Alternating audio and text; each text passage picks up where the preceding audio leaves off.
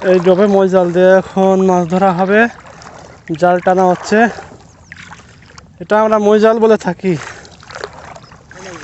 ময়ের মতো দেখতে, সমানভাবে টানা হয়। হ্যাঁ হ্যাঁ,